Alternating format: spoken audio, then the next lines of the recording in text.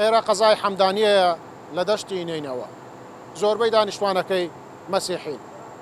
هاوڵاتیان لێرە سەرقاڵی ئامادەکارین بۆ جێژنی لەدایکبوونی حەزرەتی مەسیح و سەری ساڵی نوێ. ئەمانە گروپێکی خۆبەخشن، شەقام و شوێنە گشتیەکانی قەزایەکان بەداری کریسمس دەڕازێننەوە بۆ پێشوازیکردن لە جێژنی لەدایکبوونی مەسیح و سەری ساڵی نوێ.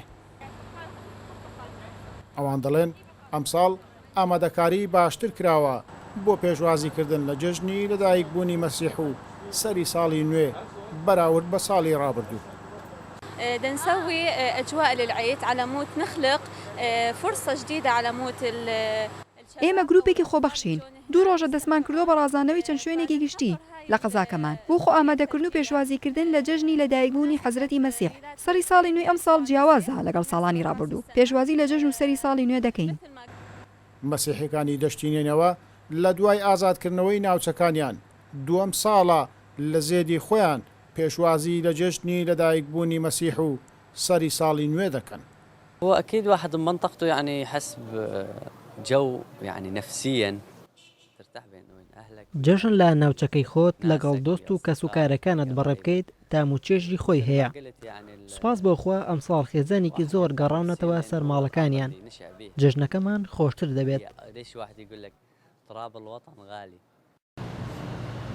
لێرە کەلیسەکانیش ڕازێنراونەوە و ئامادەکراوە بۆ پێشوازیکردن لە هاوڵاتیان بۆ بەجێگەیاندنی ئەرکە ئاینیەکانیان لە جێژنی لەدایکبوونی مەسیحدا.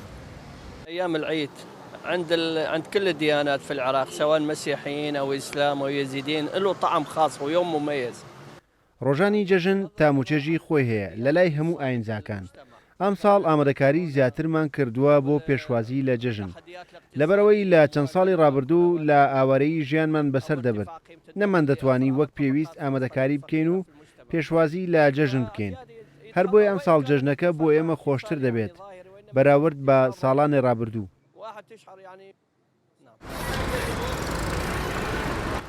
پێش داگیرکردنی قەزای حەمدانیا لەلایەن تیرۆریستانی داعش نزیکەی 7,000 هاوڵاتی مەسیحی لەو قەزایە دەژیان. لە ئێستادا 120 دانیشتوانەکەی گەڕاونەتەوە سەر ماڵەکانیان. ئەوانەی تریان بەشێکیان چوونەتە دەرەوەی وڵات و بەشێکیان لە شار و شارۆچکانی هەرێمی کوردستان ماونەتەوە. گەیلان بۆتانی کورسات نیوز قەزای حەمدانیە.